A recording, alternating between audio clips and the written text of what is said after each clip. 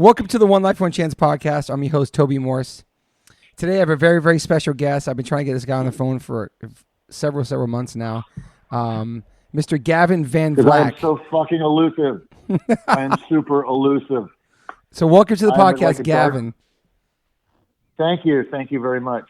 I have so many notes here for you, and I did a lot of research on you and learned a lot more things about you, which I'll probably learn more about you today. I don't remember when I first met you. I don't know if I met you when I first moved to New York. I'm not even sure when I met you. If it was 88 or 89. I don't even know, man. Do you remember it all or no? I was around 88. Yeah, when I first came out there, right? It was around 80. Yeah. So were you born in New York or were you born in New Hampshire? No. I was born in New Hampshire. I'm a country kid, man. I'm not like Harley, Jimmy Murphy's Law. Those guys are true. Those guys are real New Yorkers, you know. Yeah. Jesse Malin. Those cats are all real New Yorkers. I was raised in New Hampshire. I'm at root like a rural kid. Yeah. Did you go to you went to school all through New Hampshire? Then after you graduated, you moved to New York? No. We moved down to New York in it was 1980, 81 because my mom had cancer. I went to school up in Westchester. Okay. And it was weird because, I was a country kid. I was thrown into a fairly middle-class suburban surrounding. I was ill-fit. I had really good tools, but not the tools to basically be able to socialize amongst kids like that. Mm-hmm. And how were you in school? Did you like school? No, I hated it. Did you get? I like learning, but I got shitty grades. I got really shitty grades, except for certain things that I like creative writing and social studies.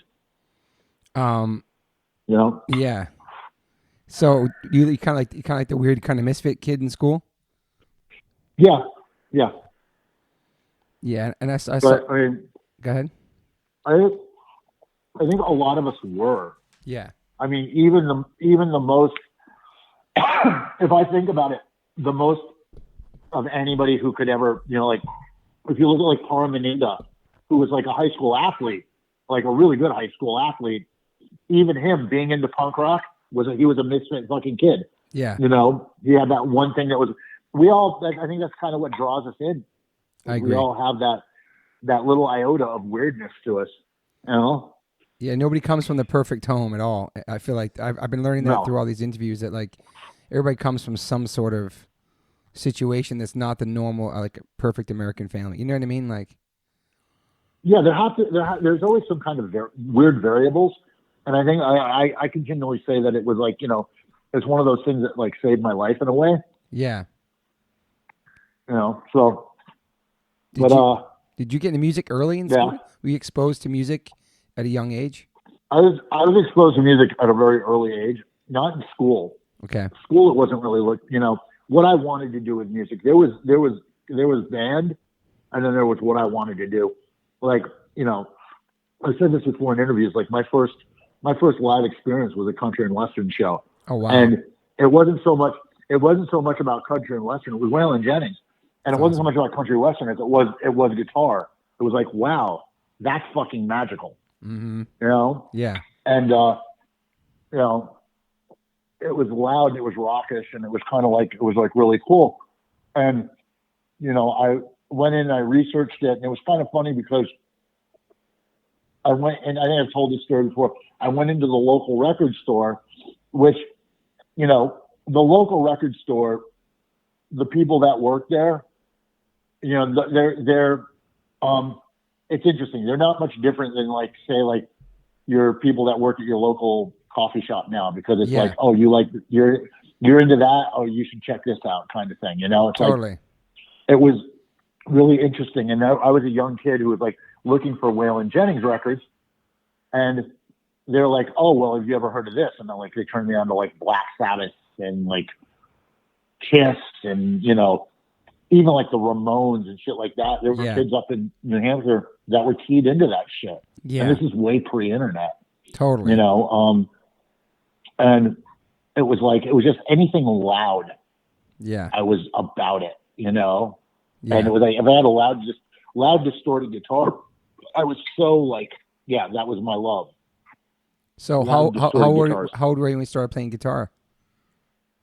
Probably about 7 or 8. That's amazing. Yeah. Just like playing, like I think it was like learning as we all learned back then. I mean, before there was tablature and all that shit, you'd play along with records, and like if you couldn't figure something out, you used to be able to slow a record down to like if it was a 45 to 33 and a third, and a 33 and a third. I think you'd slow it down to 17. And for those of us who were smart, so it drops in an octave, and you learn to play along with it. And then it's like, boredom is the catalyst of genius kind of shit. Mm-hmm. Yeah. So you learn how to play like, Black Sabbath stuff and Motorhead and, and it was like I said, anything that had a distorted guitar, this band from Boston. Yeah. That had, it was like back then it was like anything that had like a fucking, where the guitar was up front, I was really about it. It's awesome. You pretty much taught yourself. Yeah. I mean, no one's totally self-taught, and there's always like, you'll always run into influences here and there. Yeah. You'll find people other friends that play that know something different than you know, and you steal their idea, or someone who's better than you that teaches you a shitload. Yeah. If someone was actually truly self-taught, they would have their own tuning, their own time signatures, all that shit. It would be amazing to listen to. Yeah. But I mean, I'm not. Another thing I always say, I'm not that smart. That's something someone else has said too. So yeah, no, that's awesome. So are you eating food right now? Yeah. Just for the listeners, so they know Gavin's got food. I can tell you're eating. That's amazing. Yeah. Okay. Well, I just got back from the gym, so I need to get some food on. I'm like, I hear you. My first real meal of the day. I think you and Capo are the only other people that were eating during the podcast, but it's all good. It was wonderful. Okay, so let's get back to school though. So now you're in New York and you're going to school in New York, correct? Yeah. Yeah. So what was that transition like going from New Hampshire to New York? It had to be drastically different. It was very different because I was never really. I grew up in a very rural community. Yeah. And even though my mom was super, super educated and very metropolitan, I mean, she grew up in Flatbush.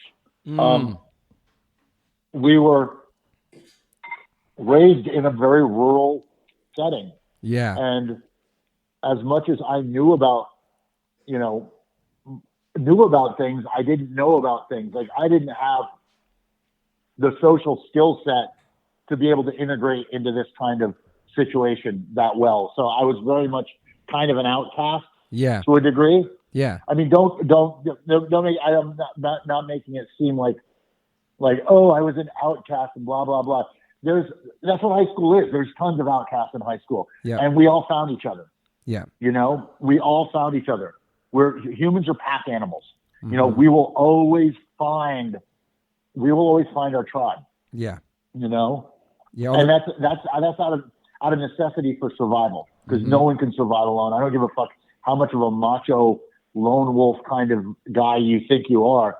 We need to have communality. If that's a word. I don't know. Yeah, that's a word, I think. Did you have brothers and sisters? I have 2 sisters. Okay. Two both older. Older sisters. Okay. Yeah, my oldest sister, like I've said this before, was kind of the man of the house. She worked 3 jobs, put herself through college, and helped support the family because my mom had cancer. Yeah. And, my dad took off when I was really young. So. Okay. How young were you, remember? And, I was so young, I don't remember. I think I was under 2 years old when my dad took off. Damn. And never really knew him. Yeah. I don't really care, you know. It's like it's gotten way beyond that point. But Gavin, just that. Sorry, but just that right there, that your dad took off as a young, that automatically makes you a perfect candidate for fucking the punk rock scene and getting into this other family. You know what I'm saying? Yeah, crazy. yeah. We all that is one of those things that really does dial us all in. Yeah. You know.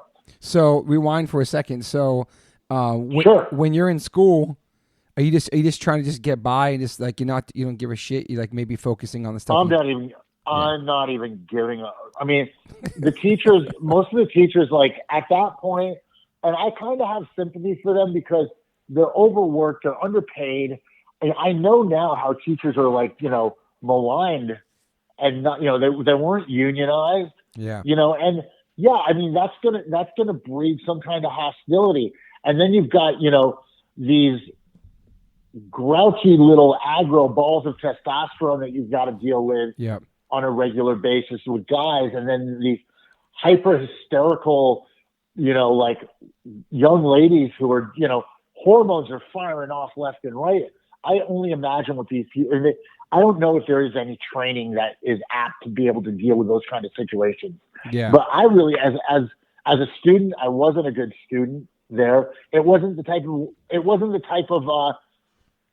my learning set. Mm-hmm. I'm the kind of person is I need to get my hands dirty to learn something. Yeah. That's why I was good at martial arts, because it's applied. You don't sit there and watch someone do it. Yeah. You don't sit there and like read about someone doing it. You have to go in there. You have to make mistakes and you have to course correct. Yeah. That's where I'm good at. That's where I'm good at with guitar. Yeah. Yeah. So, did you have any goals that you wanted to do? Did you want to be a musician when you get out of school, or did you have any after high school? Oh God, I played music. I played music because it's the same reason I play music now. It's something that I do. Yeah. Goals were like, I wanted to play CDs. Yeah. Our goals when we're like, when you're 15 to 18 years old, your goals are so like, you want to get in a van and you want to tour, and because it all seems so fucking glamorous. Yeah. It all seems so like magical, which it is. Don't get me wrong. In some sense, it is. It's fucking. It's amazing, and I'm not trying to be anywhere like oh, that shit doesn't matter. But I think the goals grew as the goals were achieved, which is kind of how it should go. I've never really wanted to be a big label musician. I don't think I never thought that's where I belonged. Yeah. I never saw myself as being like, like Stone Temple Pilots or something like that. Yeah. I get a kick out of when some kid comes up to me and tells me that I'm the reason they started playing guitar. To me, there's the payoff. That's amazing. Yeah, true. I mean, I just recently got back to writing. I took like a year and a half off from even like touching the guitar. Oh wow. I really wanted to focus on my gym. Yeah. Because it was having I was having some financial problems with that. Yeah. And it was because I was touring a lot, and it's like I basically had two horses and one ass to ride both of them with. So I basically put the music to the side. I just sat down, like I've talked with like Uriah Hackney, who I've recorded some stuff with. Yeah. And Uriah played on the last Burn tour, and he just did a couple tours with Converge. He's a drummer for Rough Francis out of Vermont. Y'all should go check those kids out. They're fucking not kids. They're men, but their legacy awesome because their father was Bob Hackney from Death out of Detroit. Oh wow. Which is the band that basically influenced the Stooges and MC5. Okay. And the Hackney brothers are all mega talented, mega cool people. Yeah. And just really, really awesome. And Uriah's like a brother to me. I love that dude. I hold him the same way that I hold like Gingy Brown. Nice. But I recorded a bunch of stuff with him, and I recorded a bunch of stuff with Travis Bacon from Hogwash. And, like I've been talking with them about getting back in and doing some of, like the stuff I did with Travis is great because it's funny. Because the little story on the stuff I did with Travis, I did like 6 songs with him. And I brought in Manny Carrero from Glassjaw and Tucker Rule from Thursday. And it was just great sessions. But I also brought in Artie Shepherd from Aerotype 11 to do some backup vocals. And the two songs that I brought in Artie to do backup vocals on, I was listening to him with Travis, and I was like, yo, Trav, Artie's smoking me on my own songs, isn't he? And Travis kind of looks at me like he's really, really good. So I think what I might do with those songs is I talked with Artie about like, hey, would you, and release them under a different, not under the Canonized label, really just release, because I think Artie can help make those songs as awesome as they could be. Yeah. And that to me is what really matters, is making awesome songs. Yep. Right now, That's it's awesome. not so much about like, oh, it's about Gavin singing and Gavin doing this and da da da. It's like when I like we came off the last European tour, and I was kind of like, I was talking with a friend of mine who's he's probably one of the top producers in the world right now. And we were talking over coffee, and he goes like, well, yo, man, you got to keep releasing stuff. You got to be relevant. And I looked at him, I'm like, I'm relevant to my dog. That's all that matters. True. It's like, yeah. It's like right now, it seems that, and this isn't I'm not meaning to make anybody feel shitty. Yeah. But the listening audience has such a short attention span. Totally. That for it's just like, it's pushing that rock up the hill to have it roll down the other side again. Mm-hmm. It's such a labor and a task that to me doesn't seem worth it, to where I just, what, I'm going to put this out there. If you listen to it, great. If you don't listen to it, fine. Yeah. Yeah. I'm very used to, especially with like Burn and with Die 116. Die 116 especially, where I had people come up to me 10, 15 years after the fact telling me how awesome they thought that record was. Yeah. The Dynacool record was. And I'm good with that. It's like, I'm not doing this to, I mean, fame is fleeting. Mm-hmm. And that's not my reason for doing things. Yeah. My reason for doing things is that kid who hears it and decides that, like, well, I could kill myself, or I could learn to play this song. Yeah. That's it. I love that. And it's like, and you guys know, I think H2O of any band has had a lot of that. You guys have like fucking saved a lot of lives. Thank you, man. A lot of kids have heard your music and been like, oh man.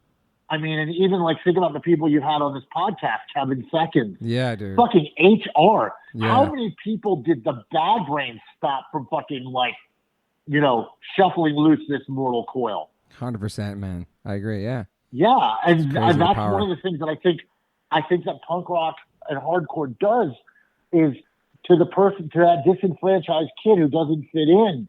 Yeah. It gives an omni-shaped hole to the omni-shaped kid. Yeah. Yeah, I agree. The kid who isn't a square peg or a triangle peg or a circular peg. He's got so many edges sticking out of him that he doesn't fit in anywhere. Yeah. 100%. To where that kid just slides into this spot perfect. I love it.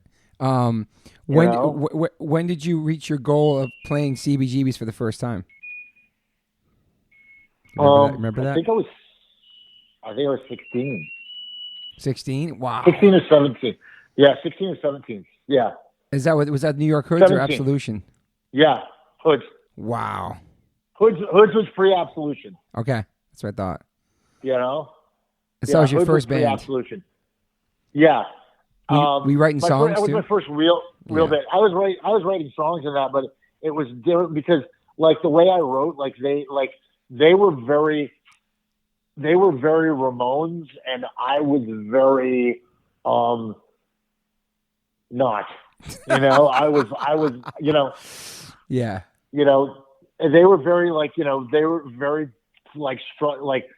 and I like structured songwriting, but yeah, I mean, if you listen to Absolution was the beginning of like what started to speak of what my bent on, I hate saying style, but my bent on songwriting and musicality was. Mm-hmm. And then that went on with Burn, and that went on with Die 116, and then Pry and Canonize and anything that I've done. Yeah. Yeah. So yeah, it was very different. It was like, like the stuff that I wrote, they kind of didn't get. So it wasn't a lot of my material. I had my influences and things. Yeah. That there were certain things that I did that were very Gavin. Yeah. You know. Yeah. And let alone in the hoods, I was playing bass. I wasn't playing guitar. Oh wow. Oh shit, I didn't know that. Yeah. Yeah. And so how has that been? How long did that band last for? The hoods? Yeah. I was in the hoods for I think like a year and a half, and then they kicked me out. Oh shit. Yeah. Because I just got annoying because at a point I wanted it to be more musical, and they were kind of There was just a different direction, and they basically. It was funny because I brought in this guitarist who was I thought would definitely help us move along that way, and they basically asked him to ask me to leave. Oh wow! They didn't even ask you. Yeah, which was funny because it was right after I'd done the last show with Side by Side, which I had left Side by Side because I'd wanted to work on the hoods, and it's all well and good. I wasn't even bent about it. I was just kind of like, fine, because it wasn't fine. I was just kind of like, okay, well, what am I going to do musically? Yeah, and I was like, I already had it in my head of like I wanted to do Absolution, something like Absolution. Yeah. How long are you in Side by Side for? I was in Side by Side for like maybe 6 to 8 months. Oh wow. That was definitely like Eric was a very musical and non-musical writer, which was really cool. Yeah. And there was a lot of talent in that band, with Eric and with Sammy, and Sammy, yeah.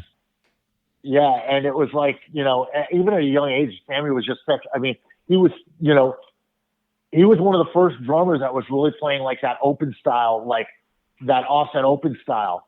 Yeah. He played like that originally from the get-go. Yeah. And and Eric was also just a phenomenal fucking guitarist. Yeah. That's a sick. That was a fun band to play with. Yeah. Yeah. Sammy's one of the great drummer. Yeah. Oh yeah, absolutely. No, hands down, one of the greatest drummers to ever come out of like the New York hardcore scene. I would honestly say like the underground punk scene. Yeah. Yeah. Sure. He's up there.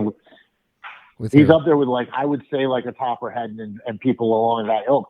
He is, and people are going to say like, oh, you can't compare him to Topper of the Clash. Well, know what, motherfucker? Yeah, I can. Yeah. I think Sammy's done some really fucking relevant fucking shit. Yeah. And he's played people forget like 32 Tribes where he was playing right. like, he was playing reggae and like I saw him do like jungle sessions. Like he's a talented fucking cat. Yeah. And Limp Bizkit too. He played everything, man. Yeah. Yeah, absolutely. Absolutely. So it's like, people will get pissed off at me comparing him to like, the greats, like I'll say Mackie, Topperhead, Earl, guys like that. But yeah, no, he's earned that. He's put his fucking time in. Yeah, for sure. Fucking three decades in this game at least. That's crazy, man. Yeah, fucking Youth of Today. Now he's doing shows Youth of Today, Shelter, and Judge, man. It's amazing, man. Yeah. Okay, I want to rewind a little bit too because I didn't even know this about you till I was doing some research on you. Is that I didn't realize that you were in a foster care system in Westchester, and also that you have the high most respect for Purcell. Like you would stay with him like you were 15 years old and stuff, and you kind of met them up there. Oh right, yeah, in Westchester. Yeah. Oh yeah, Purcell like looked out for me, like because at one point like I was kind of like couch surfing as a kid. Yeah. And like we would go to the Anthrax and we'd like kind of like get a ride back to Purcell's place, and like there were a few times where we snuck in and we got away with it, but there were a few times too like his pop the Big V would kick me out. Oh shit. Yeah. And Purcell, and that's the thing is Purcell came from like a very middle class family that like very strict, kind of a strict upbringing of like I don't think I hope his father. I really hope that Purcell's father is proud of the man that he's become, because he's one of the most positive, totally wonderful fucking people on the planet. Super like positive. I bring him out to PCC. He does workshops every couple of months, yoga workshops, and everybody who has the privilege to meet him the first thing they say is like, the second you talk to him, you feel like you're the only two people in that room. Like he's engaged and present. Yeah. You know? I love that. Yeah. And it's like, no, Purcell, like totally like, I mean, like there's so like, it's funny because Ray brought this up. Like our karmas are so like intertwined in a weird way. Yeah. You know, we're always going to be in that orbit of each other. And it's neat because we had times we didn't care for each other. Yeah, I think we all have here and there. But at this point, I'm not down to argue with the universe because I know what that does. Yeah, you know, totally. And any petty grievances that I have are exactly that. They're petty grievances. Yeah. And in the big picture of things, they don't mean anything. Yeah. No, I love that. They're meaningless. They're meaningless if you put it next to the amount of good that we've all done. I agree. Were you a straight edge kid back then? I got into straight edge for a little bit, but I'm also very iconoclastic. And the second I saw that it was kind of like, and there was also something to it that didn't speak to me, which I'll get into. Yeah. But when I felt that it started to become more of a boutique label thing. Like, oh well, I'm straight edge because it's the cool thing to do, not because it's the right thing to do. Yeah. That I kind of like veered away from it. Yeah. And I think also at that point, like I also had such an internal dialogue that was self-destructive that I found that in straight edge, it was acting out and manifesting in certain ways that not being straight edge was actually like a better situation for me. Gotcha. You know, and, wow. Yeah. And, it's weird because it's like, and that's only speaking of my own personal experience in life. Yeah. You know? Yeah. I remember, I remember seeing your tats when I was a kid, like when I first met you, like your hard edge and then your stand hard, never give in.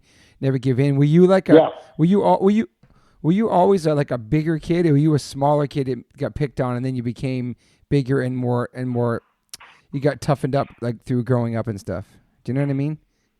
I was never a smaller kid. Okay. But I was always kind of like the first person, if I saw someone was getting bullied up on. Yeah. And I saw it like, we had the hardcore scene. Like I had a lot of friends of mine who were skaters. Yep. And a lot of the skater kids were not big kids. And like, you'd get like 4 or 5 skinheads to be rolling up on this skater dude.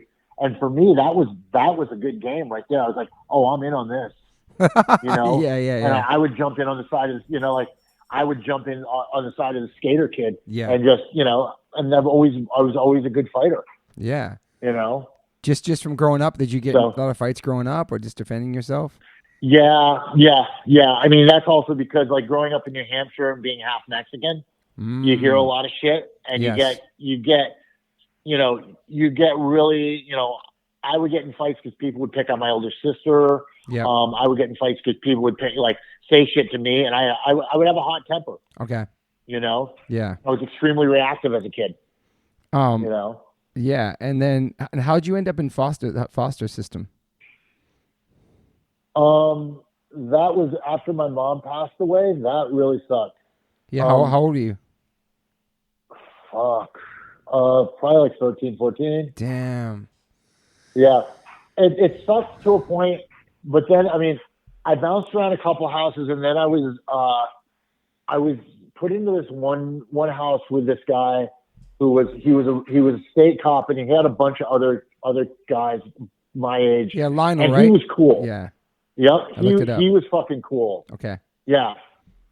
He was super fucking cool, and yeah, he took us in, and he was good. And his son Michael was a fucking great kid.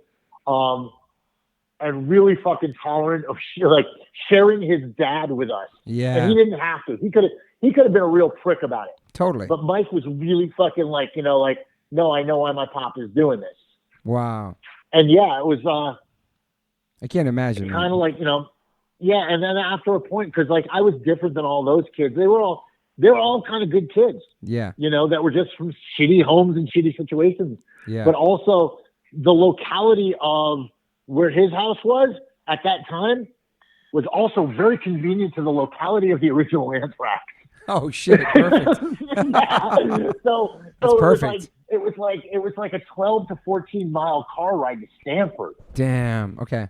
So, and at that point, you could still hitchhike. Okay.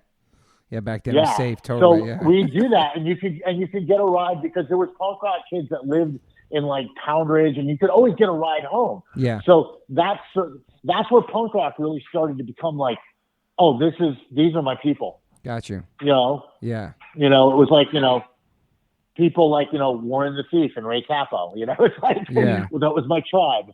You know, like, you know, awesome. Joey Diaz of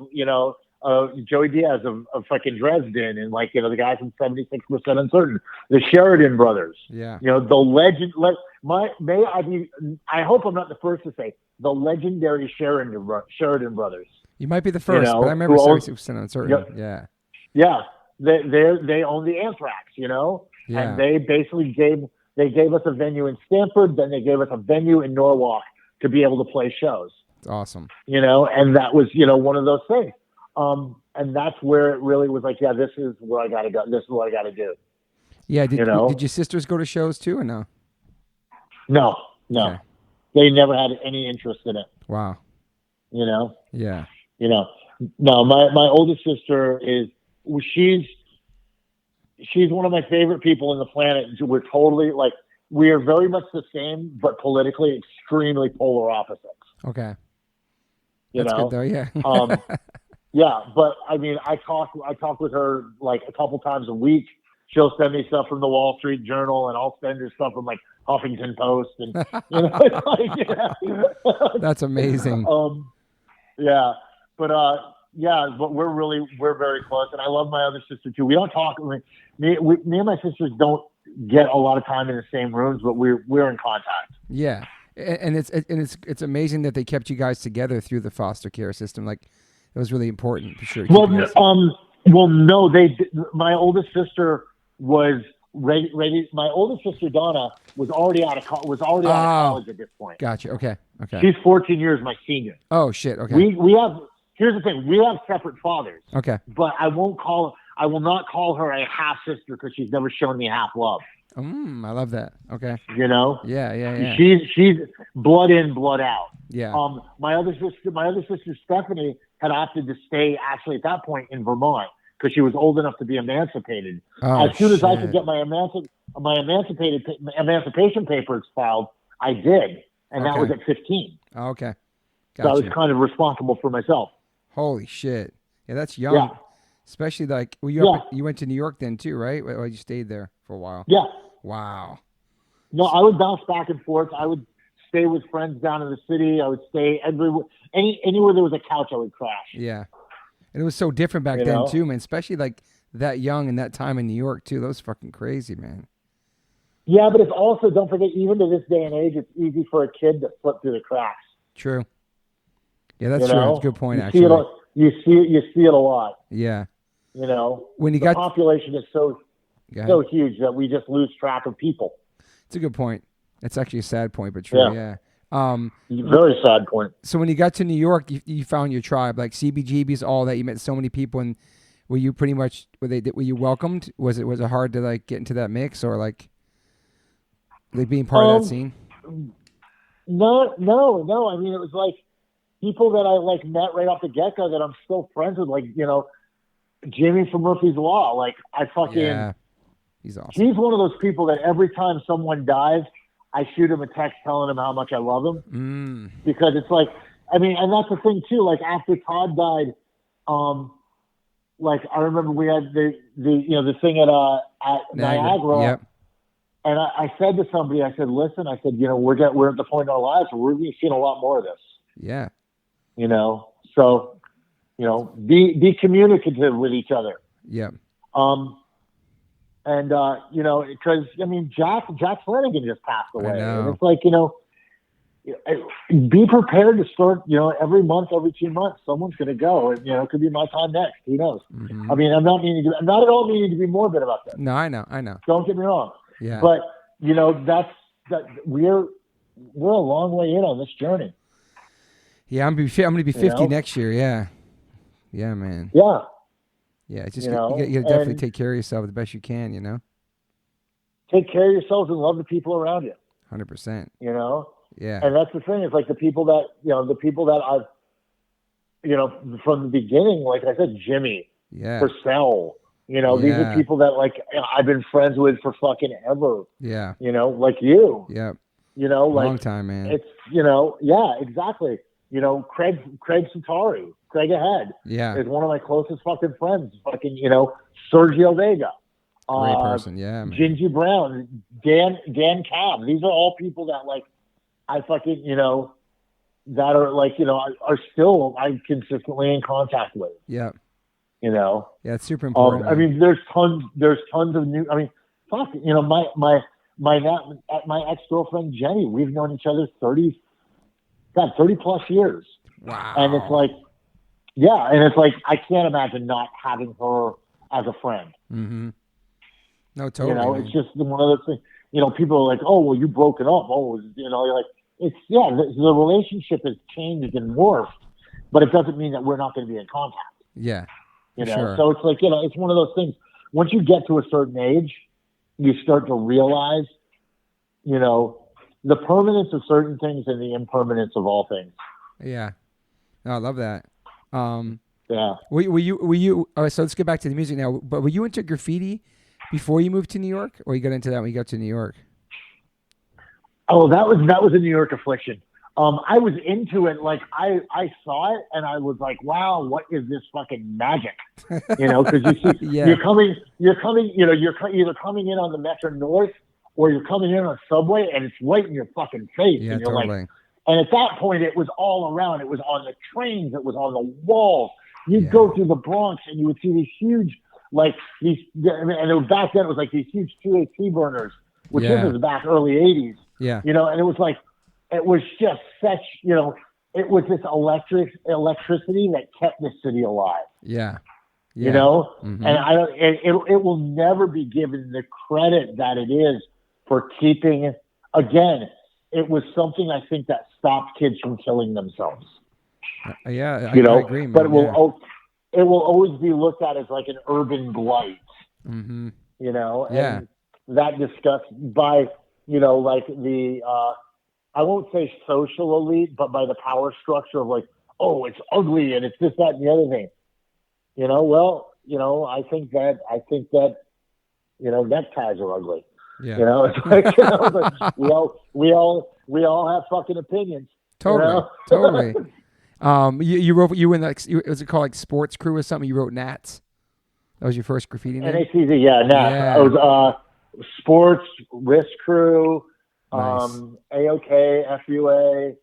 I mean, I was down with TFT. I was down with MPC. Like, damn. I was down with a lot of different crews, but I mean, it was like, it wasn't so much the crews as it was the people that I really like. Sports Crew, like, if you were a sports crew, you were bombing with Hush, and bombing with Hush was definitely an experience. Ed has definitely a different take on graffiti. Yep. He's really talented with his style, what he does. It's the same like to be like I used to bomb with Sane and Smith. Sane and Smith, both geniuses at their craft. Yeah. And I will call it a craft. Totally. The way they went about it, the same thing with Stack. Stack was like, a groundbreaker. Yeah. And then, I mean, I used to bomb with guys like J.A., who was just nothing but like J.A., who was straight up just a bomber. Yeah. He could teach, but his preferred MO was that Cap MPC mindset of like, more is better. And he would hit a highway wall or a building wall or a train, and it would just be blah, blah, blah, blah, blah, It's like, just, and the consistency, this absolute consistency. It was like cookie cutter. Yeah. Yeah. I remember seeing like a whole bunch of those on the train, like all the way across the train, all that shit for sure. Yes. Yeah. Yeah. I mean, he was like maniacal about it. And were you getting arrested doing graffiti too and getting in trouble? Knock on wood, I never got arrested bombing. Great. It's good. Yeah. Yeah. I got caught racking once. Oh shit, stealing, yeah. Yeah, it was myself, J.A., and then went out. We drove out to Long Island to a Kmart.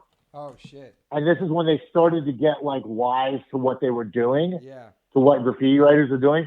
And we basically filled up a shopping cart and we went to do the regular walk it through the garden center thing, which we used to always get away with. And they grabbed us. Oh shit. And yeah, but it was kind of like, I mean, these guys were such, oh man, I can't get out of it without shit talking. These guys, not all of, but one of them was such a tool. He wanted so bad to be a cop. Gotcha. Yeah. You know? Yeah. And he was like, yeah, well, no, there's felony, this, that, and the other thing. And I'm just like, you know, looking at him just like, I'm not saying a fucking word. Yeah. And then right after us, they bust this Guatemalan family who's basically, this family is stealing stuff for survival. Oh shit. Okay? Yeah. And they bust the whole family. And the parents are illegals. Oh man. So this one dick cop is like, whoa, we're gonna call in INF. And I was like, and I couldn't hold it. I was like, wow, Captain Kmart, aren't you fucking proud of yourself? You're gonna fucking disintegrate a family. You're fucking cool. Yeah, yeah. And he gives me this hard look, and I'm like, I wish you would. Mm-hmm. I said, give me a chance to up this to a real felony of beating your ass to the ground. Damn. You know? Yeah. I was like, J.A. was fucking like flipping out on him, being like, let them the fuck go. Wow. They're a fucking family. I mean, they had like a 5-year-old girl, a 7-year-old boy, a 10-year-old boy, and these people were stealing. They were basically boosters. They were stealing so they could resell it. Oh, okay, gotcha. You know? Yeah. And it was like I was just like, I wanted this guy to get loud with me because I would have just fucking like beat him over the head with a chair I was chained to. Fuck. You know? Yeah. But what was disgusting about it is that they had the cops come in. The cops came in to pick up me and J.A. Yep. In which the cops looked at this guy like he was a total douchebag.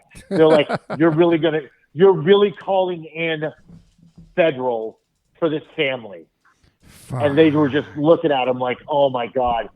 And the cops took us down to the precinct house. We called up a relative of Jay that lived out there. Yeah. They came, picked us up, and the cops were like, yeah, you're not going to get a felony for stealing spray paint. Oh, that's all. You know, and we never heard it. Knock on wood, never heard from it again. Yeah. You know, that was the only time I'd ever been arrested for anything graffiti related. Mm-hmm. I've been chased. I've been almost apprehended, but I've never knocked on. No, here's the thing about it too, because I know that I do have fairly close enough ties to Danny and enough guys who are still current graffiti writers that these words probably will fall on the radar of Vandal Squad. But statute of limitations, guys. And you know, even at 51 years old, I don't know if they have anybody that can outrun me. Wow. That's amazing. Wow. Yeah, I mean, you're in good shape. Yeah. I stay in shape for such situations. Yeah. You know? Yeah, you're in great shape. Yeah, and it's not that I'm going to go out bombing tonight. You know, it's nothing that even really, you know, appeals to me. But it's like, I think when you're talking about graffiti as a crime, I think there's far worse things out there. 100%. And when did you stop doing that? Like, stop writing graffiti? I stopped after Sane died. Okay. Yeah, after Sane died, we went out on one big last bomb. We hit a bunch of trucks. It was me, Ghost, J.A., Ben, Nike, Reese, Smith, Enough. It was a whole fucking squad of us. I think Skunk was even with us. And we went and hit this truck yard out in Flushing. Yeah. And then after that, I was just done. Yeah. I was like, I don't want to do this anymore. Yeah. You know?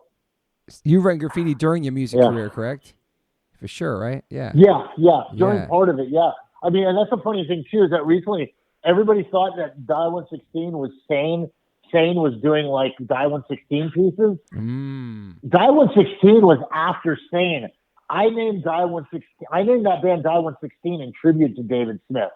Okay.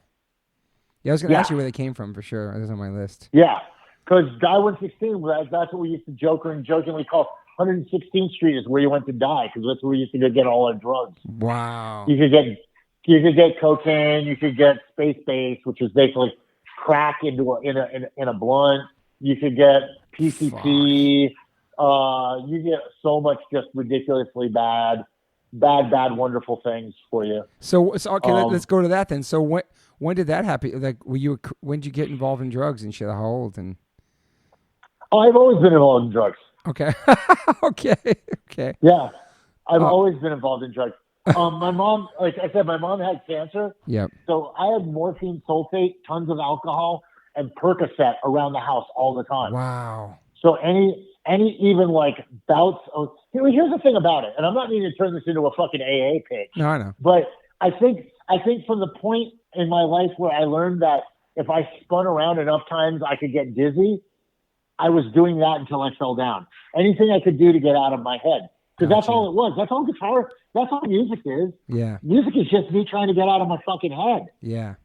Yeah. You know? That's all, martial arts is. Martial arts is just me trying to get out of my head. Mm-hmm. You know? Yeah. Trying to get out of like Van Vlackistan, as I call it. Yeah. But our therapy. drugs have always been like something that's been in my life. And even for the bouts of like, maybe like it was 6 months of sobriety or like a couple of years of not doing stuff, it was a tool that I had that basically kind of stopped me from fucking doing worse to myself. Gotcha. You know? Yeah. Until those tools didn't work anymore, and then I needed to learn real tools, which is basically what, through, the program of AA, which I'm a, 17-year card-carrying member of AA. Oh, that's awesome. I'm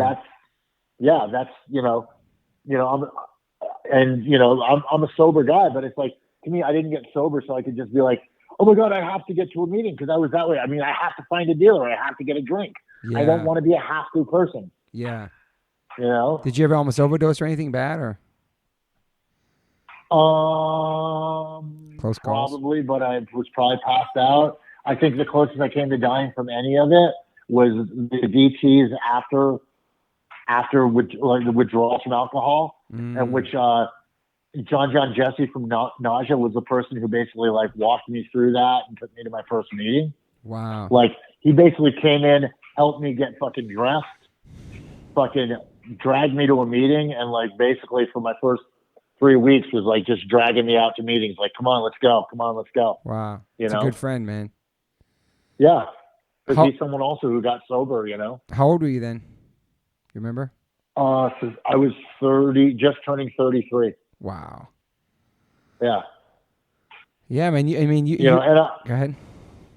I had tried to get sober a bunch of times, but it just didn't stick. Yeah. The bottom is only dictated when your rate of descent exceeds your ability to lower your standards. And I had to wait till my standards got really fucking low. Yeah. Because it seems like you maintain, like, did it really fuck up your life, like your partying life? I mean, because you still had a career in music and... it took everything away. And working out? Okay. Relationships, music, everything. Like, at one point, at the very end of it, I was in this squat, and at this point, there wasn't the building that's next door to us. There was just a garden, and basically, I was having Chinese food and drugs and beer just delivered to my house. I was a total shut-in. Wow. Yeah, I didn't leave the house for like maybe 2.5 months. Holy shit. Yeah, but granted, I have the back deck. I would go on the back deck, like I would get fresh air, but I didn't have, like, I was just a shut-in. Yeah. No one wanted to deal with me anymore. I can't blame them. Mm-hmm. Yeah. You burned some bridges back then, probably because of drugs and alcohol. Oh, hell yeah. Yeah. Hell yes. Damn. And you think that all stems back to your childhood and everything? That's where everything comes from? I'm not that smart. I don't know. Yeah. I just know that when I finally hit the bottom. That's when I was ready to get sober. And what keeps me sober is that I don't want to test whether I have the fortitude to come back. You know, Yeah. People are like, oh, well, you don't think you could have a beer? I'm like, oh, I damn well know I could have a beer. Can I have a beer? Sure, I can have a beer. And I might not go out today, but could very easily within the next 6 months be right back to where I was. And I saw too many situations of when I first got sober, people who were sober that went out and didn't come back and ended up dead. Yeah. And I'm not done with everything I want to do in my life right now. Yeah. Fuck, man, that's fucking crazy, man. Yeah, I mean, yeah. So, okay, now we're back a little bit. So, back to music. Obviously, New York Hood. You played your shows. That wasn't a long. You weren't in that band for a long time.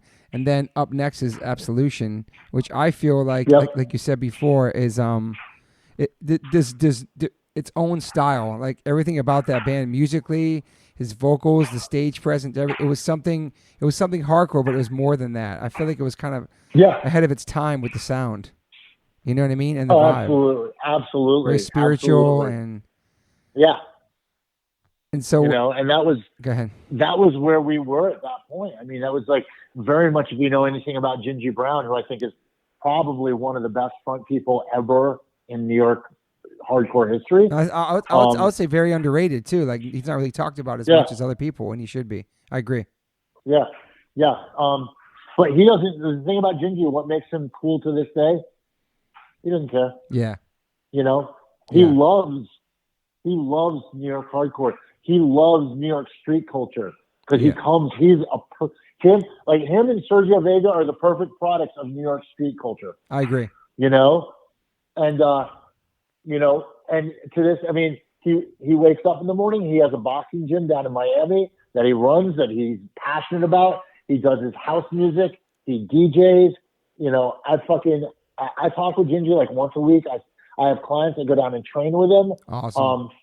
And he's fucking, and like once every 6 months I get hits for like, hey, you guys want to do an Absolution show? And as business protocol, I don't turn them down. I reach out to Gingy first. I'm like, we got an offer to do the show. Do you want to do it? Because I know he's going to say no, but I'm not going to turn the show down without his okay first. Totally. Because that is the partnership. Yeah. Yeah. And, so that's we talk on a regular basis, and he's very much doing his thing, and like New York hardcore is an important part of his life. Is it his life anymore? No, but important part. Hells yes. Yeah. Did you guys start that band together? Yeah. It's awesome. Yeah. Yeah, that's awesome. Yeah. And you just met him in the scene, right? That's how you guys met. I had known Gingy and Sergio, and I like Gingy, Sergio, and Jorge from the Casualties. Gotcha. Used to hang out all the time. Wow. Yeah. And like back in 86, 87. Yeah. And we were always really super tight friends. It's awesome. And like when we started Absolution, at that point there was this band called Life's Blood, which I'm sure everybody's heard of. Yep. They were fucking amazing. They had just broken up, and the members from Life's Blood had started to do a band called Collapse, in which I had basically the guys from that. I was like, you got to meet my boy Sergio. He's a bass player. He's fucking amazing. And and that was that. And then from there, from Collapse, Sergio went onward to Quicksand, and rest is history. You can talk to Sergio about his life. Yeah. So that was always like my. Go ahead. What? No, go ahead. Those were like, my immediate friends. And when I came back at that point to New York, I was, I had this music written, and I talked to Gingy about it. I was like, do you want to do some music? So there was this drummer, Greg Johnston, who had played with a band called Slam Whitman from Ohio. Uh-huh. And then Alan Peters, who just left Agnostic Front. So we basically put it in a room and we rehearsed rapidly. We were rehearsing like 5 days a week. Damn. Before we played our first show. And our first show was actually Sick of It All. Let us go out on stage and play 4 songs. That's fucking awesome. Yeah. Wow. right before them. And that was like the set off. And then we did shows. We did like the like legendary, to my opinion, legendary show at Lucky 13 with Nausea. Oh, wow. Which was fucking amazing. Yeah. And then, like Absolution was one of those bands, like if you could fit us in the room, we'd play. Exactly. How was the reaction? How was the reaction when you guys came out? Because you guys definitely had a different vibe. Was it an immediate reaction that people loved it? Was it? Do you remember? It was interesting because people didn't know what to make of it at first. Yeah. But at that point, I think our seal of approval was when Lou Kohler dived off the stage. That's sick. And people just all of a sudden, it was just kind of like, it's as ridiculous as it is, all of a sudden people went nuts. Wow. That's because awesome. you've seen that happen. Yeah. You've seen that happen. People are kind of like, I don't know what, oh, hold it. He likes it. Okay. And I can like it. Wow. Yeah, for sure. As much as we like to think that we're like open-minded and free thinking. Yeah. We tend to worry about what others are going to think if we like something that they don't like. Yeah, for sure. That's so he like shit. Lou did a dive. I'm like, okay, good. He fucking almost verified it. Lou dived off stage. Carl DeMola went off stage. And it was like kind of like we had already kind of had entourage, like Fern. Yeah. I mean, you were there too because you were like part of the fucking whole.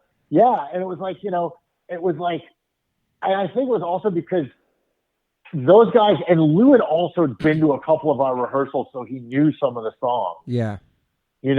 Like Numerality, the riff to Numerality was actually the Absolution intro. Oh, shit. That love that shit. And when we started that up, when that kicked in, Lou went off stage. And the place just went fucking, CBs went ape shit. Sick. Yeah. I love that, man. I love that. Yeah. I was saying, so it's, I was saying to Chaka that like Absolution and Burn, they had this like tribal vibe to it. Like it was spiritual, but it was so hard and had these breakdowns and it's like this aggressiveness to it. And like, it was something so unique, man. It's never been, never happened again, There's a certain passion that goes into it. When there's certain chemistries on stage, yeah, there's a certain passion that gets put across, most definitely. Yeah, it was definitely ahead of its time. And then how long was Absolution for? How many years did that band go for? I think it was like a year and a half, 2 years. Wow, tops. It's crazy when you look back on these bands. You're like the impact and like part of the hardcore history, and they really just a year and a half. That's not even long compared to. It's crazy. Compared, if you look at a band like Agnostic Front, 40 years. Yeah, Agnostic Front, 40 fucking years. Dude. Yeah. It's crazy, man. God bless those dudes. Dude, the best. Yeah, I mean, fucking still kill it. Yeah. It's amazing to see that. Can you imagine even thinking about it back then? Like, oh yeah, it's gonna happen. Like you're just doing bands with your friends, like a part of this moment, and then it becomes your life forever. It's crazy, man. It's pretty awesome. Yeah, it's so crazy. So what happened? So I have a question too. Like during like Absolution, obviously I guess Burn. What were you doing besides that? Were you like doing different jobs, or like were you just trying to do music? I was working in nightclubs. Okay, that's what I've written down, like hip hop clubs and shit, right? Yeah, I was working in nightclubs. I was working as a bar back at a bunch of really, at that point, really like posh, cool. Like nightclubs. Wow. Yeah. Which was hip hop world too, right? Crazy. Yeah. Yeah. Well, a little bit. The hip hop world was different because it was kind of like we'd go out after work and we'd end up like Save the Robots. Yep.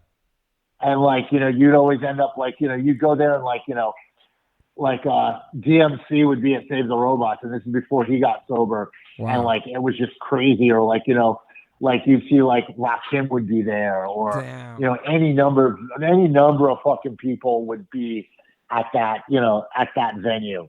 That's amazing. Which was so fucking infamous to say the least. Yeah, you big hip hop. You a big hip hop kid. Yeah. So, I don't know. I mean, to me, I don't know how you can be into hardcore and not into hip hop. Yeah, but it's so hard to me, explain to people. Culture. I know. But yeah, that's what I was trying to explain to my friend today. He's like, I don't understand how the hip hop and the punk rock came together. I said, well, I feel like New York, it was the main spot that they really happened. Everything kind of merged together way before the internet, way before like everything is merged now with like hip hop and punk rock and skateboarding.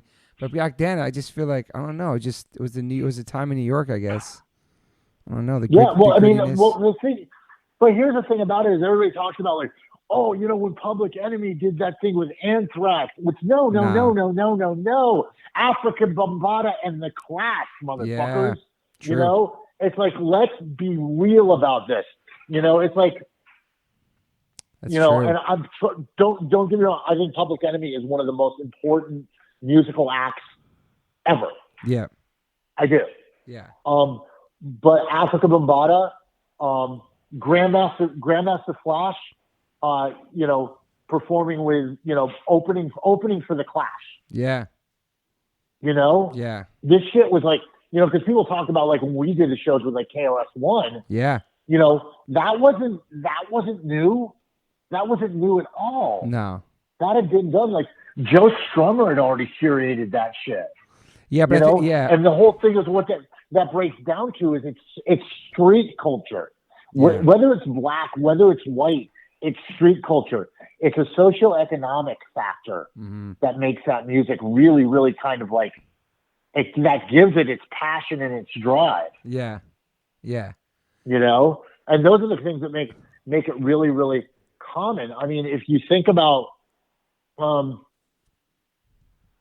let's draw up the feeling you get off of, you know, and there are a couple years apart, but remember the first time you heard Straight Outta Compton? Yeah. There's the same feeling I got the first time I heard the Cro-Mags demo. Yeah, there you go. Yeah. You know? It was like, wow, this is some fucking energy. You know? Even like Nazi punks fuck off. Yeah. Yeah, absolutely. Yeah. Yeah. And that's what it's beyond the tonality and the musicality of it. It's there's some kind of intrinsic vibration there that just makes them both, you know, very, very, to me, like they're fucking peanut butter and jelly, man. Yeah. They go great together. Yeah. It was so cool. You and know? like, they go great. They go great together, but we gotta say there are some situations where maybe they shouldn't have done it. You know, we're not going to name names, but you know, you know. Yeah, you're right. But yeah, like, you know, I loved KRS-One on the Sick of It All album. That was so sick. That intro. Yeah. So yeah, great. and exactly, and that's what I think made that. They're both at that point socially relevant. Yeah. Yeah, 100%. Yeah. So how long was your gap in between Absolution and Burn? Like, was that a quick? I probably minutes. Really? Damn. Yeah, I mean, I think I'd actually started talking with Chaka about doing something because I told him, like, you know, because he was one of those guys in the pit. And I was like, at the pit dancing for Absolution. Yeah. Yeah, I was like, you really should be fronting a band. Yeah. You know? Yeah. Or doing something. And, you know, so we got to work on that right afterwards. And at that point, like, I had gotten asked to go out to try to do something musically with Dan O'Mahony. Oh, wow. Out in California. Go for an answer. Which I went out there, and it was weird because the vibe wasn't there. And I love Dan. Dan's a good friend of mine. But musically, the vibe just didn't click. What year was that? Where oh man, it was like 89. Holy shit. Okay. Yeah. And so I spent like a couple months out in Huntington Beach, like with the Sloth Crew dudes. Yeah. And like, all praises go to like Sterling from No for an Answer and Zach De La Roche for fucking, you know, chaperoning me through the various like crazy house parties and fucking Huntington Beach and all that shit. And like, you know, just all those guys are such characters, like, you know, Sundahl and like, you know, all of them just fucking great dudes. You know, and I ended up coming back here and like Bird was still, they were still trying to find guitarists. I was like, well, you know, if the spot's there, you know, if you'll have me, we'll do it. So we put that together. We did it. We, you know, we got to work on music. And, That's awesome. you know, that was all written on Power Street in Williamsburg at that point. Mm-hmm. You know, and it was written there. Then it was rehearsed at 81 South 6th Street, which we all lived there. Yeah. And then, you know, recorded under duress at Don Fury Studios, like we all did. Yeah. You know, you book 4 hours. Don shows up half hour late, hungover. You know, but that's how it was done. Yeah. You Yeah. know, I'm Yeah. not flagging Don for it. Yeah. Don knew his fucking shit. Don knew his board. He could afford that. You know, He killed it. you know, we get in there, and the thing that I think made all of that stuff great was the urgency. Yeah. It was such an urgency to record, to get your voice across. Yeah. No, totally. And that's You know? when that 7-inch came out, man, that was a fucking, I don't know. I feel like that was like a game changer. I don't know. It was just, Absolution was I did Absolution. too, but Go ahead. it was weird when it came out. People accused us of being way too metal, which I don't know. Wow. I mean, what? How is metal a bad? Like, you know, it's like, Mhm. you know, oh, it's too metal. And I guess it's weird because, you know, because we were on Revelation did have it started to have that branding of being like the straight edge label. Totally. But people forget, like, what's up? Yeah, people forget. I think what the real fucking Slipknot, like that Slipknot 7-inch that came out, which to me is one of the greatest unknown records, was really fucking metal. And on it's that like, label, yeah. you know, and it's like, it's just weird because it's like, you know, it's like if I look at Burn, and then we got accused when we first came out of being too metal, and no one gave Earth Crisis or Snapcase any shit for being as metal as they were, and those guys were fucking metal. Yeah, you know? but I guess I love those guys, but they were fucking metal. Yeah, but you guys and unapologetically. Yeah, but you guys came out first though. What year was that? I mean, shit. Oh, that was 89, 90. Yeah. You know, and it was like, but it was like, I mean, to me, it wasn't metal because at that point too, it was like what I was listening to was a lot more like industrial, weird, Yep. you know, like Killing Joke and Ministry, and Yeah. you know, it was like, you know, super weird synth, like that was one of the things I got from Tom Capone, TC3PO, Yeah. was like steel synthesizer lines. You know, he's like, Yeah. listen to synthesizer lines and just put a distortion pedal on them. And I was like, holy fuck, he's right. Mhm. You know, and it was just like this way of creating, Yeah. you know, because all art is theft, Totally. you know. He's a great And, guitar player though, man. TC3, man. Wow. Oh yeah. Dude. Oh, he's awesome guitar player. His But sound. yeah, it was like, but we were called, people were like, oh, you're too metal. And it was weird because I remember hearing that. I was kind of like heartbroken. And what saved me from that was Alan just going like, fuck those people. Because that's exactly what Alan Cage has always been, was fuck those people. Yeah. You know? Yeah. And I Who was cares? like, yeah, he's right. So we just did what we did. Yeah. You know? And it went over great, right? I mean, your first shows was it? Yeah. Yeah. Yeah, the first shows were awesome. You know, the first shows were awesome. We played some, you know, we played a bunch of like what are considered legendary shows, you know, like Yeah. at the Marquee, Yep. at the Airport Music Hall.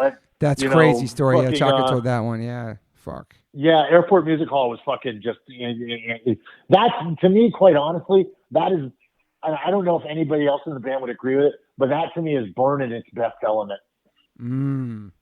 You know, For the people listening, it was like you- crazy Nazis at the show. For the people listening, it was Oh crazy. yeah. That's Burn in its best element when we're playing to a totally like a crowd that is not, you know, they are not fans of us.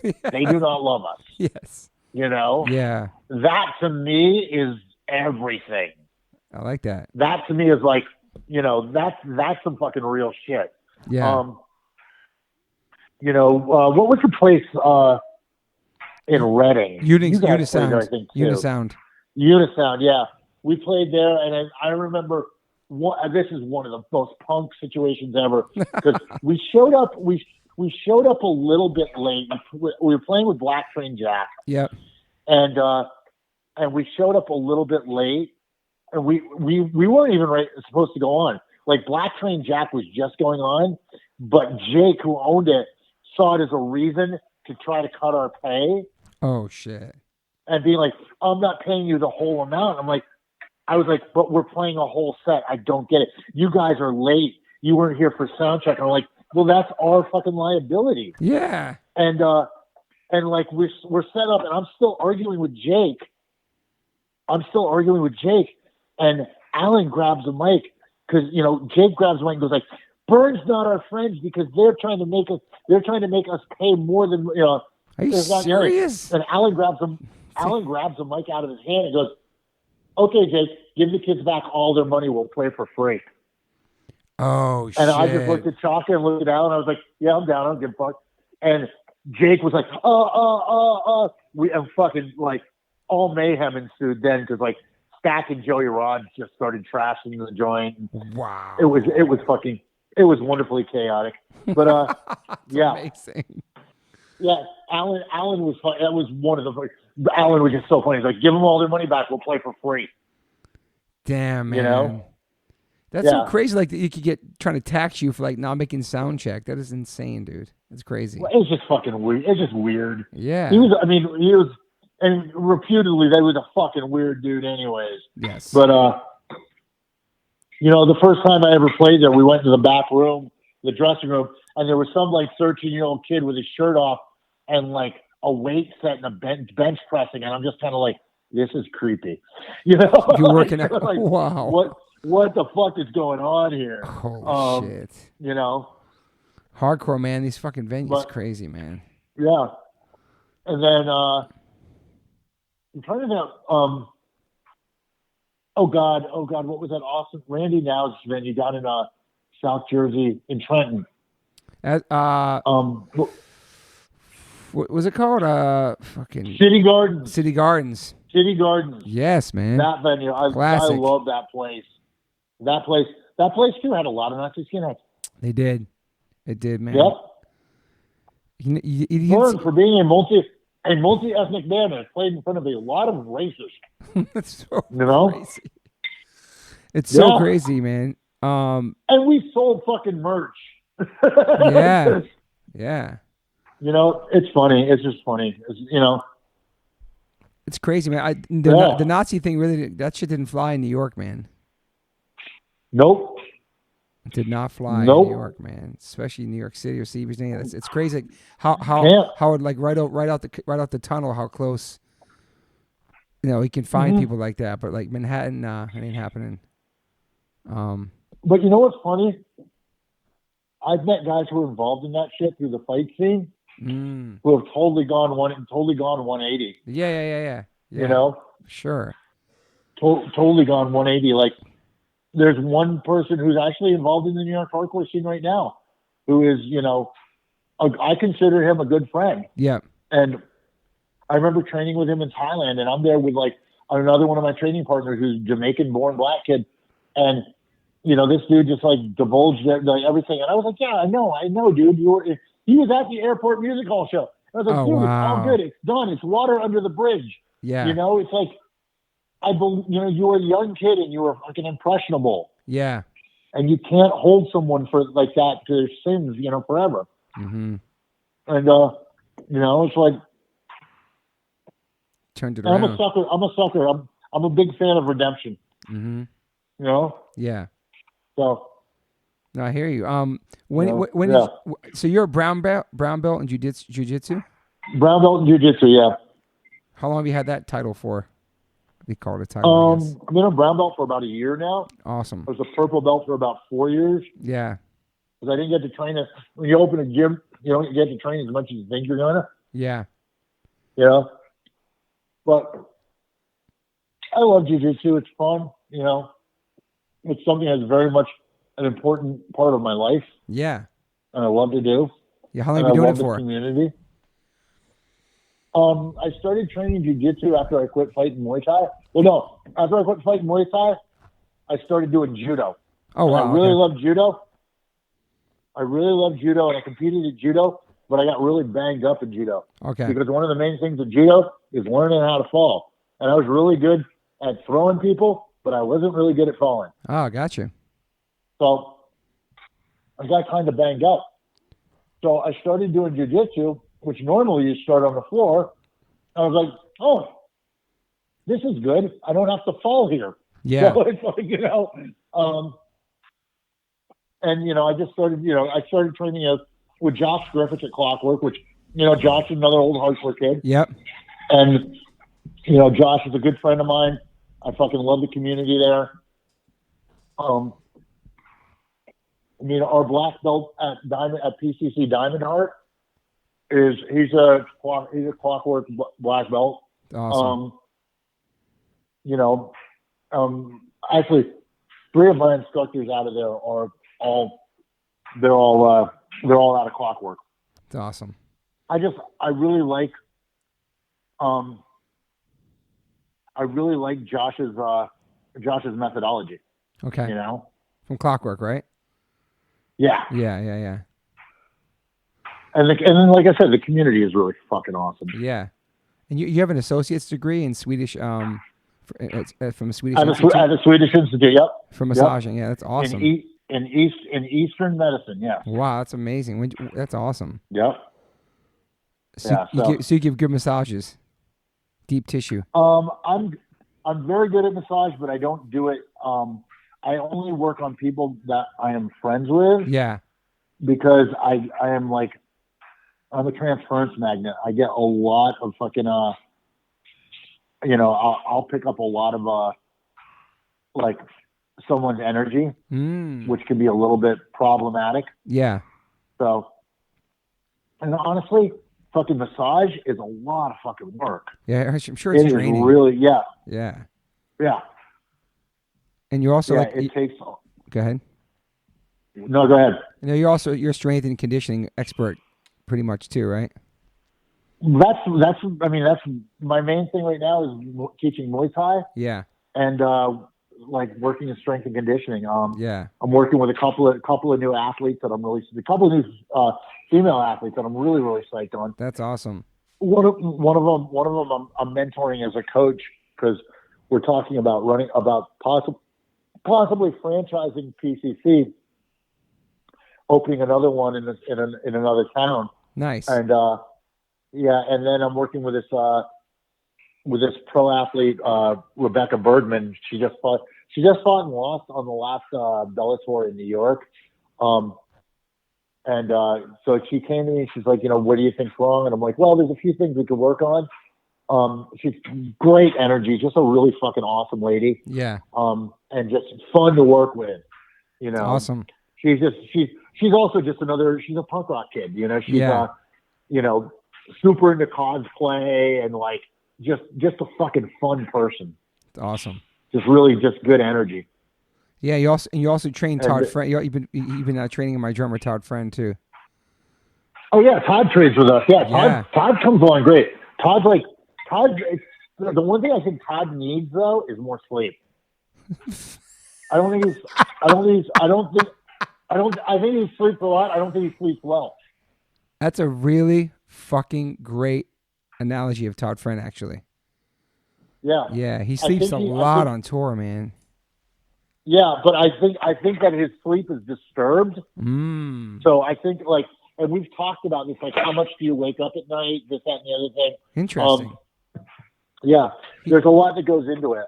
You should get a sleep app thing. You can check out all your sleep patterns, Yeah, I mean, if I can put a plug in for anything like that, anybody wants any kind of health advice from me, the first thing I would say is to guard your sleep. Set up a good sleep ritual before you go to bed, half hours. Don't fucking get on your phone. Don't watch TV. Stay off your computer for 45 minutes before you go to bed. Yep. And just really do some yoga, do some meditation, do something that's going to help settle your mind in. Because sleep is where we repair. Yeah. And if we're not fucking sleeping well, we're not fucking, I don't care how hard you're training. Yep. You're kind of throwing it out. It affects everything. Yeah, absolutely. Well, how many hours of sleep you get per night? What's your goal? For sleep? Myself, I get usually I'm one of those guys I can get by 6 hours of sleep. Wow. But it has to be good, solid REM cycle sleep. Yeah. And there are times like today I got to sleep last night. I went out to dinner with a friend of mine. I got home last night about 11. Did a little bit of movement, got to bed by 11:30. And today I just didn't get out of bed till about 7:30.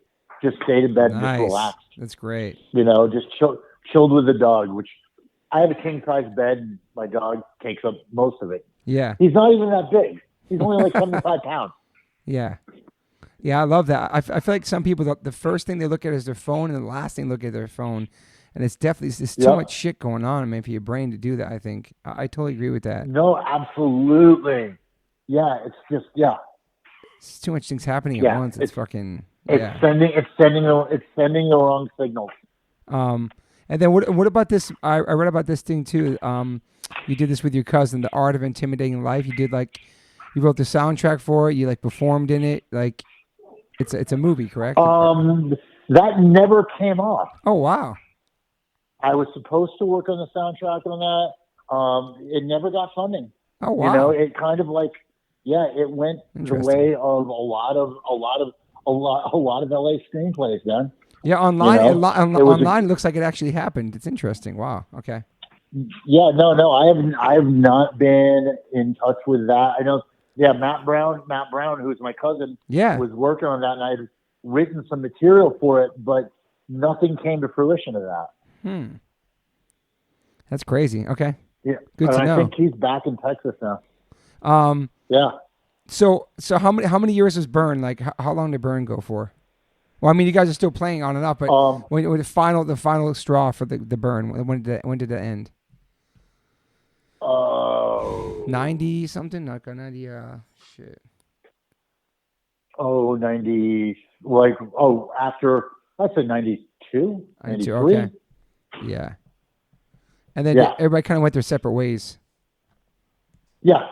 Well, Chaka did Orange 9mm. Yep. I did Dial 116. Yep. Pry, Big Collab, all that. Alan was in Quicksand at that point. That's right. And Alex had started playing with Ian Love and Engine. That's right. Ian Love. Shout out to Ian Love. Yeah. He's a man that doesn't get mentioned enough, who's behind the scenes in a lot of amazing projects, man. Shout out to Ian Love, because I remember meeting him with Chuck and you guys way back in the day. And he's always kind of the man behind the scenes. Nobody really talks about Ian Love, and he's got a big part of music. He has written some of the most beautiful music I've ever heard in my life. Mm-hmm. Yeah, he's not doing music anymore. He's doing landscape architecture. Oh, wow. Yeah. He's still in New York, obviously. Yeah. His wife and his daughter live in Carroll Gardens. Oh, nice. Yeah, I'd love to see him again. Yeah. It's been a while since I've seen him, man. He was a super talented kid. He'd do beats, he'd do hardcore, he'd do everything out of his apartment. I remember that shit. Everything, yeah. Yeah. So talented. So shout out to Ian Love for sure. So Die 116 came first before Pry? Oh, yeah. Yeah. Pry was with John Mark too, right? Yeah, with John Mark, who's in what's the name of the band he's in now? He's a huge band. It's a tiny little band. They do weddings and bar mitzvahs. It was a spin-off. Max, what's the band spin-off from Slipknot? The other band. Stone Sour. Thank you, Max. Stone Sour. Yeah. Well, that's the thing. That's the funny thing about it, is that that band is basically made up of hardcore kids. Roy Mayorga, John Mark Betchel, and Christian. Oh yeah, that's right. Yeah. Damn. And dude, it's funny because on the last Burn tour, we were out with Comeback Kid. We were kind of town for town with those guys, and every show, John Mark would be like, "Yeah, come on down," and Corey was nothing but fucking nice, great guys. Everybody was really fucking sweet. Yeah. That's my son's favorite. My son's favorite band is Slipknot. That's his favorite band. Favorite of all time. Okay, get out of here, Max. Love you. Favorite of all. Oh, I miss throwing you into snowbanks. Yo, Gavin said he missed throwing you in snowbanks. You remember that? He's throwing snowbanks. Gavin, burn. Oh, yes. Max says he loves you. He's going to meet some friends. Yeah, that's so funny. That was so fucking funny. Yeah, Slipknot, dude. So I'm learning about all this music through my son, like stuff that he didn't hear from me and Moon, like old hip hop, punk rock, hardcore, whatever. Moon listened to Oi, blues, but he found his own shit with like Fit for an Autopsy, Slayer, Slipknot, Stone Sour. He loves all this shit. And so last night I brought him to go see Slayer, which I've only seen maybe one song one time, but last night I took him to see Slayer. It's their last show ever. And just seeing him and his friends going off, it was so fucking psyched. And I respect Slayer. I know of them. I obviously all the history. Absolutely. I'm in the same boat, dude. But I couldn't name it. I knew one or two songs, but like it's cool because he's introducing me to shit that I really I never listened to, you know? Chris Enriquez from Revolver reached out to me he's like, can you do a quote about Slayer? I'm like, I can, but they're not really in my wheelhouse. He goes, well, you're just a good writer. Could you give me something? I was like, yeah, sure. And it was funny because he went at Sergio too. And Sergio was like, well, I'll hold off until you ask me to do something for like Sheila E. That's total Sergio. You know? Sheila E. Oh, shit. Yeah, but, it was cool. Yeah, I mean, it was a great show, but yeah. So hold it. Where was the show last night? It was at the Forum. It was Phil Anselmo from Pantera had like this. It was him and like a bunch of people, and they were doing their own Pantera songs. And then it was Primus and Ministry, and then Slayer. It was at the Forum last night. It was their last show ever. Yeah, that's what was it.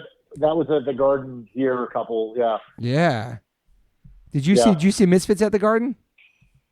Nah, no interest. I hear you. Misfits are not meant for the Garden. I don't give a fuck what anybody says. They're not meant for the Garden. The biggest venue I think the Misfits could ever be good at is like a marquee Irving Plaza kind of, you know? Mm-hmm. Danzig at the Garden. Yeah, Danzig was made to be a big stadium rock act. Yeah. But the Misfits, no, that doesn't, yeah. And, everyone's going to poo-poo me and be like, oh, fuck you, Gavin. Yeah, fuck me, whatever. I mean, quite honestly, I think, to me, their best record was Earth AD, which is the one that everybody doesn't like. But then my favorite Motorhead record is Another Perfect Day, which is another one that nobody ever even likes. So, got you. That's another band. That's another band I feel like a poser. Like I know Lemmy, I know like Ace of Spades, but it was never on my radar, man. And I know I respect the work you put in, and and rest in peace. I love Motorhead for what they were. Yeah. Yeah, it just never was on my thing, man. But yeah, I respect it. So is it safe to say that Big Collapse was probably one of the biggest bands you were in? Biggest bands I was in? No. I mean, but didn't the Big Collapse do really, really well? I just feel like the Big Collapse had like, I don't know, man. I remember. I mean, okay. Since Absolution, Burn, Die 116, probably. We were very busy. Yeah, we did maybe did the work. most tour. Okay, did the most touring. Okay, yeah. We did the most touring. Yeah. Yeah. But I mean, I think for what was the problem is that they didn't know how to. Shit, man, quite honestly, I'll tell you what. If Josh had just done Big Collapse on his own and sold it as Josh Luca, I think he would have been a fucking star. This is Josh from Shift, everybody. Yeah. I think if he had just gone in and done that whole record and done it as like a Josh Luca solo record, I think it would have been much bigger than him going in and being like, oh, Big Collapse is the next thing. Because Josh has such a great voice and he's such a great songwriter. Yeah. And that's not taking anything away from Kyle and Matt. I think he's super talented musicians. Or you. I think that's another band I played bass in. And if you listen to that record, I mean, I'm like buried in the mix because the bass stuff I do there, like anybody who knows how I play bass, they listen to the Die 116 stuff. Yeah. Like the Dynacool stuff that Manny did was the stuff that I had written for that. It's like, and it's not taking anything away from Manny, but like I'm an extremely vocal bass player, so to speak. Okay. And I orchestrate with the bass. But yeah, I mean, not that Josh is not musically successful. He's a jingle writer now. and he's killing it. Yeah, I heard that. I'm happy for him. And Josh is I love Josh. This is a person. Yeah. Him and Matt, I think, are just fucking great guys. I think Matt moved to Florida. I'm not sure what Matt's doing. But Josh is still out there, and he's, I think he might be on his second kid now. That's amazing, man. It's fucking awesome. Yeah. And so big collapse. Yeah, that was we did a lot of touring. Yeah, you did. I remember that. And then after that, again, I put down the guitar for maybe 3 years after that, dude. Damn. Like, I wrote a little bit, but didn't really fucking, I was just so fucking, like, beaten up. No, I hear you. It's definitely draining. You know what it's like. Totally. Dude, I talked to everybody that just came off the last tour cycle. Like, you guys were all sick. Fucking sick of it all. Sick of it all is like a bundle of sports injuries. Yeah. It's true. Yeah, and it's like, Plus, we're getting older, I like man. waking up next to my dog. Yeah. Yeah, no doubt. I like waking up next to my dog. I like having coffee in my kitchen. Yo, I just started drinking coffee. Started drinking coffee like 3.5 weeks ago. I've had it here and there throughout my whole life. It's like my first quote unquote drug. I fucking love it. I have one black coffee every day. Changed my life, dude. I love it, man. There you go. It balances me. For some reason, it balances me, my spazziness. It really just, I don't know. I drink a coffee. I do like 100 push-ups. I go for a run. Like, I don't know. I just feel alive. Maybe it's a drug for me because I never had anything in my body that was anything like that. I don't know, man. It's weird. I fucking love it. Well, it's something new for your body to adapt to. Is it good for me? And okay. Absolutely. I read some things. Yeah. Well, I mean, you'll read things on both sides of the both sides of the ticket constantly. Yeah. I mean, also as we get older, I mean, we have to get our supplementation game on. Yep. Because our bodies don't create. I mean, now they're making, especially I think like for yourself and for other vegan athletes, start looking into like vegan forms of glutathione, vegan forms of creatine. Okay. Super important. Yeah. Especially for performers. Yeah. Guys who perform like you do on stage. Yeah. Yeah. This is like, it's a game changer. Okay. I need that. I appreciate that. I also read that like if you're taking iron supplements, you're supposed to take them. If you have coffee, you can't have a coffee within an hour or two from having an iron supplement because it just depletes the whole thing. I read that recently. Yeah. So that's true. Okay. I mean, I'm a big fan of. I take most of my supplementation first thing in the morning with a huge glass of water. I don't eat first thing. Like I usually have my first meal around after midday. Intermediate fasting type shit. Yeah, I mean that's kind of. I mean, I've been doing it like that for years. Yeah, and it was introduced to me as that, but now it's just the way. It's just the protocol that I follow. Yeah. I tend to eat way more plant-based. I love that. Yeah.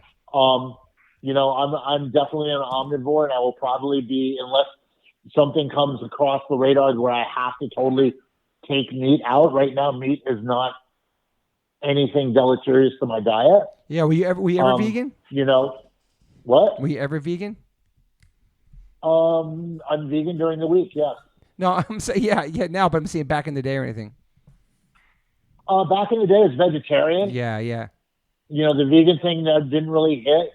Yeah. But even as a vegetarian, like you really didn't eat a lot of milk products. Mm-hmm. It wasn't something that was like, Yep. There.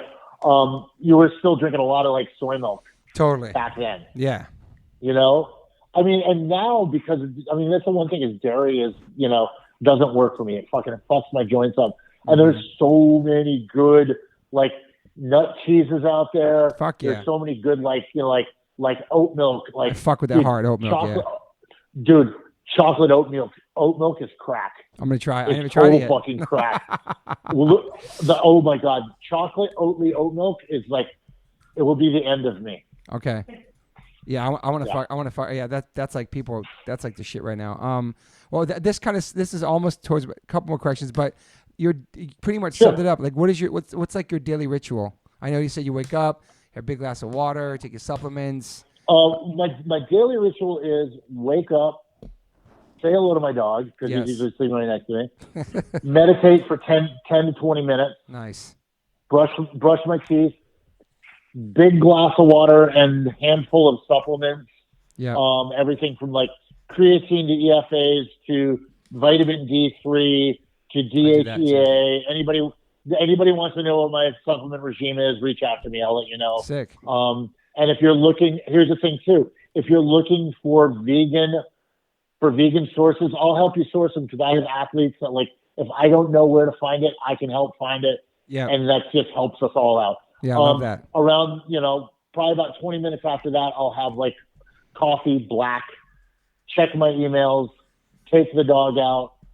And then it depends. Like I'll have clients in the morning, or if I don't have clients in the morning, maybe I'll bring the dog down to the park. Yeah. Throw the ball for him, do some movement, just like lunges, toe touches, planks, weird shit. Like, oh, let's see if I can put my body into this shape today kind of shit. Yeah. Because that's one of my weak points. I'm built like a manhole cover with feet. So it's kind of like I need to like really, especially as we get older, you need to really do things that you're not used to doing. Like now mobility is becoming a big, big thing in my life. Yeah. Yeah. I love that. You've always been in great shape, man. You've always maintained and always, no matter what you were doing, you always were in shape, whether you were sober or not. I feel like you're always working out. I don't know. It's always been part of your life. It's therapy for me. That's one of the things. Yeah. And then like usually like around noon, well, on Tuesdays and Thursdays, I have classes and clients all morning. Okay. But Monday, Wednesday, and Friday noon is jujitsu. I go train jujitsu. After jujitsu, I'll do like a half an hour to 45 minutes of just stretching and mobility. Nice. After that, come home, chill at the crib, maybe work on a little bit of music, and then on Mondays and Wednesdays, I teach from like 4:30 until 9:30, and then I come home and go to sleep. My day's pretty fucking simple. Yeah, I love that. You have your own your own routine. You're your own boss too. I love that. Yeah.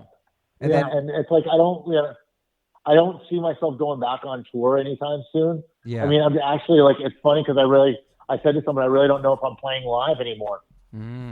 Yeah, that's weird to even say that. Yeah, it doesn't. I mean, I've had a few people off. I got offered a couple tours, which were interesting. But I mean, like right now, I'm really into just being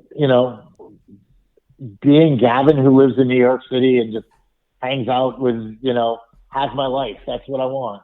Yeah. I mean, I was going to ask you if you ever leave, but you did leave before. You left from like 2002 to 2007. You're in Cali, right? Yeah. I mean, that's the thing is like, I'm here right now. I'll be dead honest with you. I don't think I want to go. I can't see myself beyond 60 in this city. Got you. I'm going to move somewhere with a warmer climate. Yep. Preferably a beach. Yep. I don't know if it's going to be in this country or not. I mean, I've got good connections over in Thailand, and retirement visas over there after 50 are pretty easy to get. Oh, wow. Interesting. So, yeah. I could move down to Nicaragua or Costa Rica or something down there. We'll see. Yeah. That's awesome. It's good to have like, right now, like musically, what am I doing? Because I know some people are going to be asking that. I am writing. Chris Maggio, who's plays with High on Fire right now. He's played with he was in Coliseum. He's played with Converge. Nice. He's played with Mutoid Man. He's played with Sleigh Bells. Which we're talking about going up to Orion Hackney's and doing some music in the spring. And like I said, releasing some songs. That's awesome. That's what I want to do. I want to release some songs. Yeah. And quite honestly, if anybody out there has any opinions on that, love to hear them. Maybe I should hang it up. I'd love to hear what people say. No, man. Yeah. No, for sure. I didn't say I was going to listen to them. I said I'd hear them. True. Do you have any regrets in your life? Oh, hell yeah. I know. Some people leave it. No, I have nothing. I'm like, I don't know. That's a silly question. No. There's a ton of things I regret. But some people say no. They're like, nope. I'm like, all right. I can't believe that because no one lives a perfect life. No, man. Is there like I got a ton of regrets, but the ones that I can't fix immediately, I try to make living amends on. Love that. And the other ones are just it's a matter of course correction throughout your life. Yeah. No, I love that. You know? Yeah. Someone who doesn't have regrets in their life is either a total sociopath or a fucking liar. Yeah, it's strange when people say no. I'm like, there's got to be something in there. But I know. I'm grateful. I'm grateful for where I am, and I'm grateful for what I have. But are there things I could have done, should have done, and would have done better? Oh, fuck yeah. Yeah. Oh, hells yeah. Yeah. Not for it's sure. It's silly to say that. That's like saying that I'm perfect. No, I'm not perfect. Yeah. Do you consider yourself an optimist or pessimist? I think I know the answer to that, but. Oh, I'm a definite optimist. Totally, yeah. You've always been like that. Yeah. It's hard sometimes with what's happening in the world, but you just got to stay focused and on the good shit. Oh, absolutely. But the whole thing is it's not going to do anybody any good for me to be black and gloomy about it. Mm-hmm. You know? Yeah, for sure. No, that's a good point. Yeah. And then what would be your top 5? Do you have a top 5 influential artist or authors or anything, a top 5 you could that inspired your life? Wow. That's tough because there's so much. I know. I'm gonna take a sip on that one because there's just so many authors, so many artists, so many musicians, so many sunsets, so many dogs. I love that. Yeah. You know, it's hard. It is hard. It is hard though. You know, so many street philosophers. You know, so many chance meetings and bus stops. So many. You know, it's like. That's so interesting. That's the best answer I've heard so far. Yeah, that's true. Actually, yeah. Yeah. It is kind of hard to pinpoint, putting down exactly. Yeah. What there's not a favorite musician that inspires you to play guitar? Huh. Something I don't know. Wow. I think it inspired me to play a guitar. Yeah, but it wasn't so much guitar. It was I think it was growing up around jazz and classical music, and listening to a lot of my mom played a lot of Tchaikovsky as a kid. Okay. And hearing I think that's where I hear most of I have a hard time just writing a simple song. Got you. You know? Yeah. I'm very much into layers and orchestration and nuances. You totally see that. So I think that's yeah. So it's I think that's a lot of where people see that as jazz, but honestly, I think it's more in the classical music I was raised around, Tchaikovsky, Brahms. You could say Beethoven, yeah, but I mean Hans Liszt. There's just wow, yeah. That's awesome, man. I would never known that. Yeah. Very diverse palette of music you grew up around. You know what I mean? It's awesome. There's so much great music out there. It makes sense now with your guitar playing, the songs and the music you play. It makes I got a better picture of you after today because you think you know somebody, what they're into or all that stuff, and then it's just from left field like that. I think that's cool for sure. Yeah.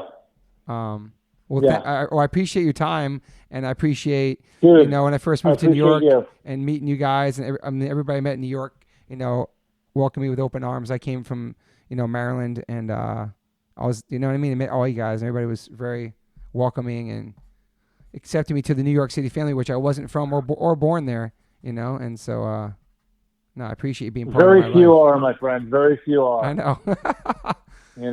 And, Burn, go ahead. If New York isn't the crib, it's the bed you fall into. I love that.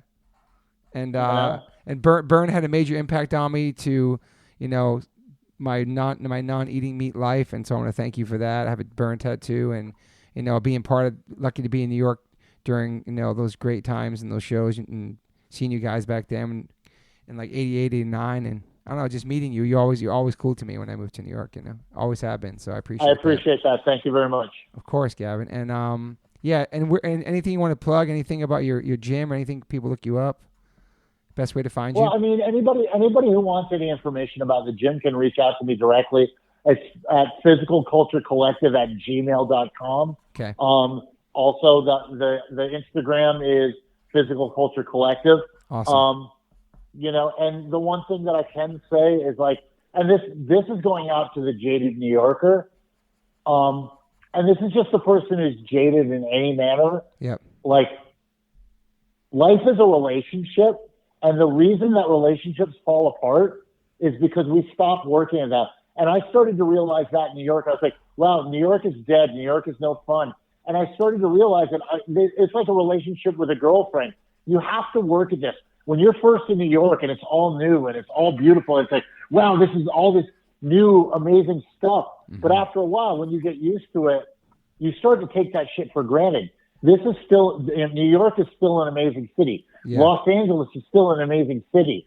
San Diego is still an amazing city. Yeah. They're all still amazing cities, but as we get older, our responsibility to keep that relationship lies in the fact that we have to do work to keep that relationship fiery. I love that. That makes sense, because I heard people say, "Oh, New York's not the same. New York is this and this and that," and yeah, for sure. Yeah. Everything changes, but you have to change too. This is an amazing city. Yeah. It will be an amazing city after I'm gone. Yeah. Yeah. It will always be an amazing city. Yeah. I love that. You've been there a long time. You've been through all the changes of New York, man, especially like Lower East Side, everything. It's all the different closing of the venues and our favorite food spots, all that shit, Yeah.